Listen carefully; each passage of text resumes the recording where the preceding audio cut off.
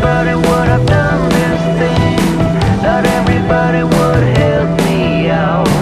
Not everybody would be my friend. எனக்கு வந்து 8 மணிக்கு ஃப்ளைட்டு. நான் ஒரு 7:05 செக்யூரிட்டி செக்ஸ்லாம் முடிச்சிருக்கணும்.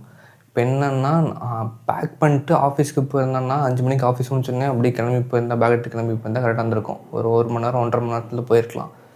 ஆனால் எதுவுமே பேக்கே பண்ணல. இப்போ பெருங்குடியில் இருக்க ஆஃபீஸு. நான் திருவான்மையூருக்கு போயிட்டு 5 மணிக்கு தான் கிளம்பி போனேன்.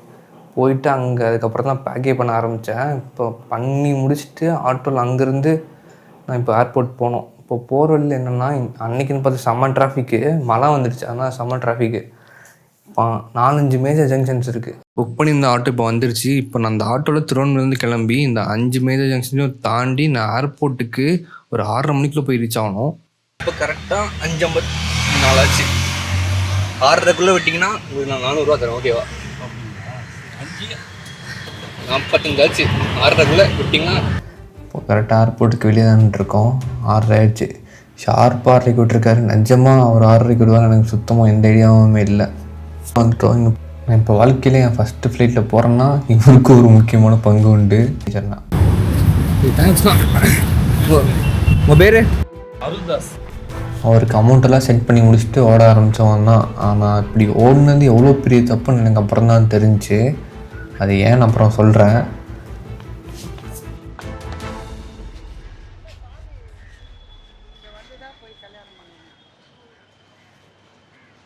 எங்கே போகிறது என்ன பண்ணுறதுன்னு தெரில. அப்புறம் இங்கே ஒருத்தவங்கள்ட்ட நின்றுட்டு இருந்தவங்க கிட்ட கேட்டேன் இப்போ எங்கே போனோம் அப்படின்ட்டு. அப்புறம் தான் அவங்க சொன்னாங்க இந்த மாதிரி லிஃப்ட்டில் போயிட்டு மேலே போங்க அப்படி. கேமராவை கொஞ்சம் பக்கத்தில் கொண்டு போயிட்டேன் ஓடுறப்போ. அதில் அந்த மைக் கூட அந்த மேக்னெட் எண்டில் அட்டாச் ஆகிட்டு அந்த மைக் கீழே வந்துருச்சு. எனக்கு தெரியவே இல்லை. இங்கே பார்த்துருந்தாங்கன்னா நான் இங்கே பிரிட்டன் போயிருப்பேன். உள்ளே போயிட்டு தான் நோட்டீஸே பண்ணேன். ஒரு வழியே எப்படியோ செக்யூரிட்டி செக் முடிச்சிட்டேன். கரெக்டாக 7 மணி ஆக போகுது. 5 நிமிஷத்துக்கு ஜஸ்ட் மிஸ்ஸில் விட்டுருக்கேன். போர்டிங் போயிட்டுருக்கேன். இங்கே 102 107 போட்டிருக்காங்க. ஆனால் என்ன 105 ஃபஸ்ட் டைம்ன்றாலும் ஒன்றுமே தெரில. இங்கே வரதை கேட்டு தான் வந்தேன் ஆக்சுவலாக. 107 7B தான் இருக்குது, 105 இல்லையே.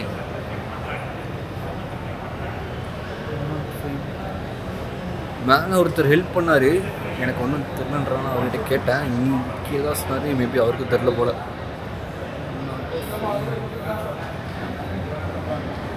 இப்போ ஓகே.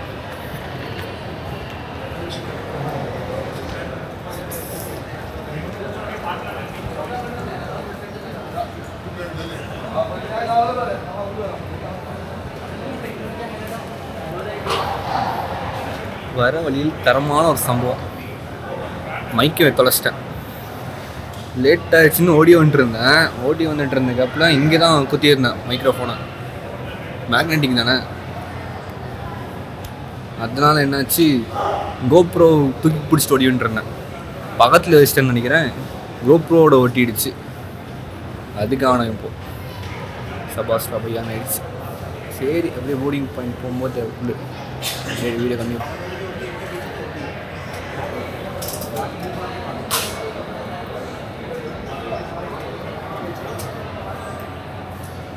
போர்டிங் ஸ்டார்ட் ஆகிடுச்சு. இப்போ ஒன்றுன்னா மறுபடியும் ஒரு வாட்டி போர்டிங் பாஸ் செக் பண்ணிட்டு அதுக்கப்புறம் பேக்ஸ் ஒரு வாட்டி செக் பண்ணிட்டு நம்மளுக்கு பஸ்ஸுக்கு அனுப்பிடுவாங்க.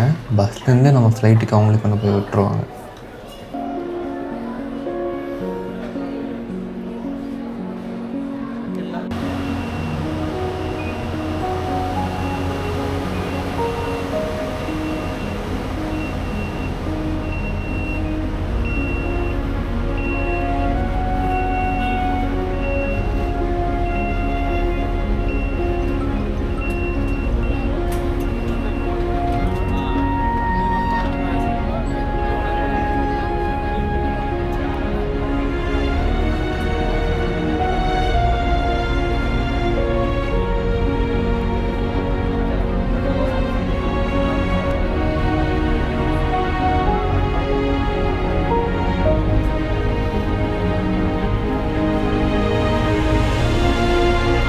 ஃப்ளைட்டை பக்கத்தில் பார்க்குறதே ஒரு ஃபீல் தான். அதுவும் ஏர்போர்ட்டுக்குள்ளே அந்த பஸ்ஸில் போகும்போது இருக்க எல்லா ஃப்ளைட்லேயும் பட்டு போகிறது கொஞ்சம் செம்மையாகவே இருந்துச்சு. அதுவும் ஃபஸ்ட்டு 3 நாள்னாவோ என்னவோ தெரியல, எனக்கு ரொம்பவே குஷியாக தான் இருந்துச்சு வெடிக்கப்பட்டு போகிறக்கு.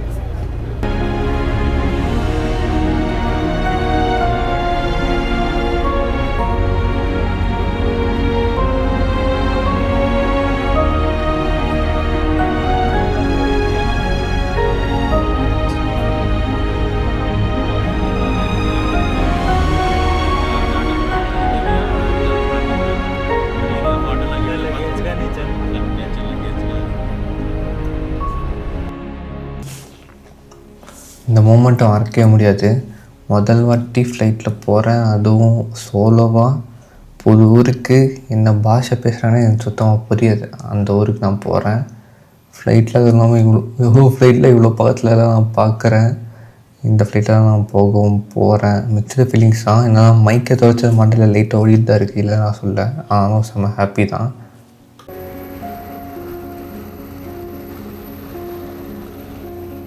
கூட ஃப்ரெண்ட்ஸ் என்ன ஃபேமிலி யாராச்சும் இருந்தால் செம்ம ஹாப்பியாக தான் இருந்திருக்கும் இன்னும்.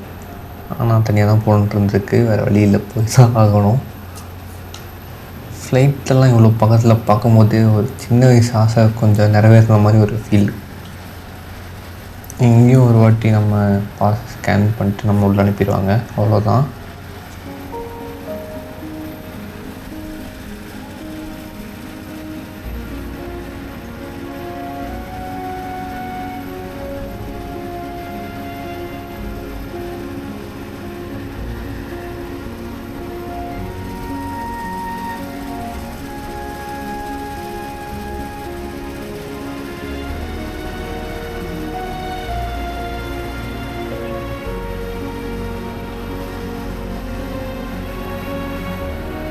அவ்வளோதான். இது மேலே ஏற ஆரம்பிச்சதும் செம்ம குஷி ஆகிட்டேன். அந்த ஒயரே படம் யார் பார்த்துருப்பீங்கன்னு தெரில, மலையாள படம்.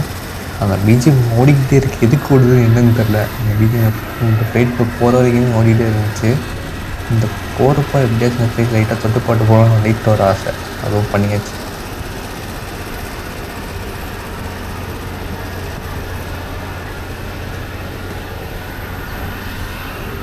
ஃப்ளைட்டுக்குள்ளே இப்படி தான் இருக்கும். இந்த சைடு 3 சீட்டு, இந்த சைடு 3 சீட்டு. நான் வந்துட்டு புக் பண்ணியிருக்கிறது எக்ஸலண்ட் ஒரு சீட் டைப். அது என்னென்னா லெக் ஸ்பேஸ் கொஞ்சம் அதிகமாக இருக்கும். ப்ரைஸ் ஆக்சுவலாக இதே சேம் ப்ரைஸ் தான் வந்துச்சு எனக்கு. ஆஃபரில் ரொம்பவே கம்மியாக கிடச்சிது. அதனால தான் சரி நான் அதையே புக் பண்ணிட்டேன், இல்லைன்னா அதை புக் பண்ணியிருக்க மாட்டேன்.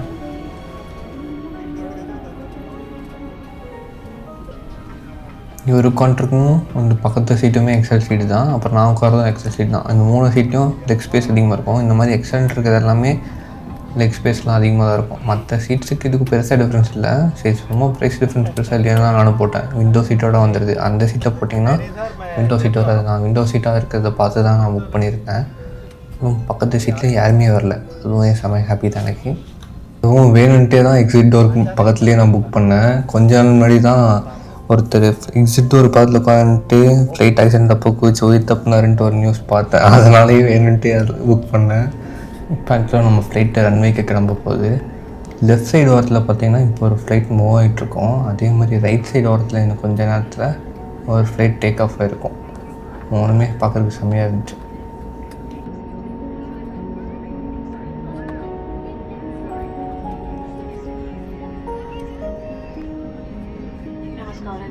संख्या 663 माजिद में आपका स्वागत है। जयपुर लगभग 2 घंटे 10 मिनट की दूरी पर है। आपके सहयोगों में बात करने दल के निर्देशों के पालन से हम इस यात्रा को सुरक्षित, आरामदायक और बेहतर बना पाएंगे। हमें बेहद खुशी है आपको हमारे बस का ரன்வேக்கு கிளம்பியாச்சு. ஆக்சுவலாக இந்த ஃப்ளைட்டில் ஏன்னு தெரில, எல்லா ஃப்ளைட்லையுமே இப்படியானு எனக்கு தெரில. டேக் ஆஃப் ஆகிறது எங்கள் வீடியோ எடுக்கலாம்னு சொல்லிட்டாங்க. ஆனால் ரிட்டன் ஒரு ஃப்ளைட்டில் வந்தேன், அங்கே வந்துட்டு எதுவுமே சொல்லலை. வீடியோ எடுத்தால் ப்ராப்ளம் இல்லைன்ற மாதிரி சொன்னாங்க. இங்கே ஆனால் அடிக்கடி வந்து மென்ஷன் பண்ணிட்டு இருந்தாங்க, ஃபோன் ஆஃப் பண்ணுங்க, வீடியோ எடுக்காதீங்கன்ட்டு. ஏன்னு தெரில. அதுவும் நைட் டைம் ஃப்ளைட் தான் வந்தேன், இதுவும் நைட் டைம் ஃப்ளைட் தான். ஆனால் எந்தனால இங்கே எடுக்க வேணாம்னு சொன்னாங்க, அங்கே எடுக்க சொன்னாங்கன்னு தெரியல. அதனால் இப்போ கொஞ்சம் தூரம் போகிறது மட்டும் தான் எடுத்திருப்பேன், அதுக்கப்புறம் ஸ்டாப் பண்ணியிருப்பேன்.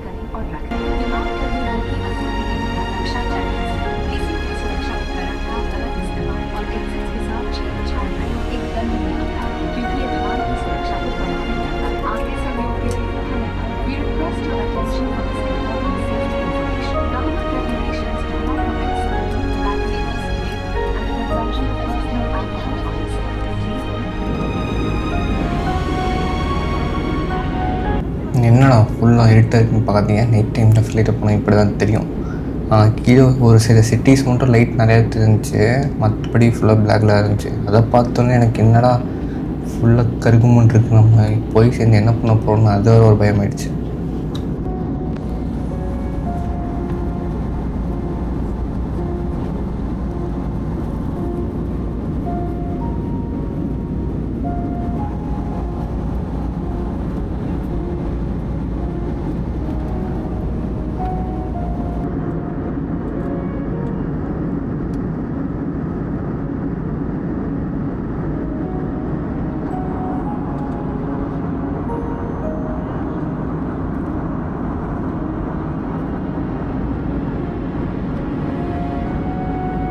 இதில் வீடியோ ஆனதுக்கு எனக்கே தெரியாது. ஆனால் நிஜமாக ஃப்ளைட் இறங்குற வரைக்கும் நான் இப்படியே தான் 2-3 நேரமாக வெடிக்க போட்டு இருந்தேன். யாருமே வெடி கண்டு கூட இல்லை. ஆனால் கடைசி வரைக்கும் நான் இப்படியே தான் கொஞ்சம் வெடிக்க போட்டிருந்தேன்.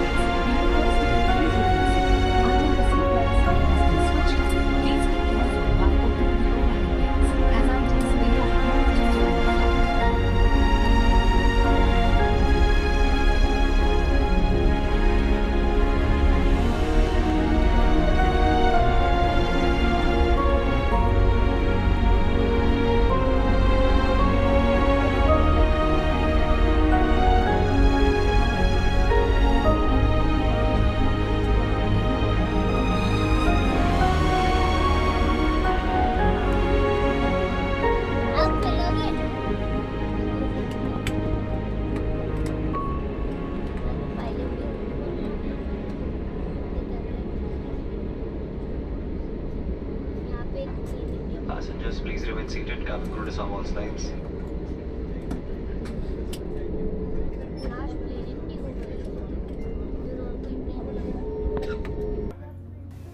ஜெய்ப்பூர் ஏர்போர்ட்டு லேண்ட் ஆகிடுச்சு.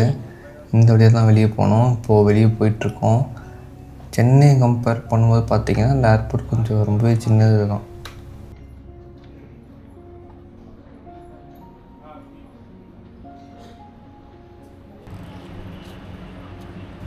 ஏர்போர்ட் வெளியே வந்தாச்சு. இந்த வழியாக தான் நம்ம இப்போ வெளியே வந்தோம். ஏர்போர்ட்டோட ஃபுல் வியூ உங்களுக்கு இப்போ காட்டுறேன்.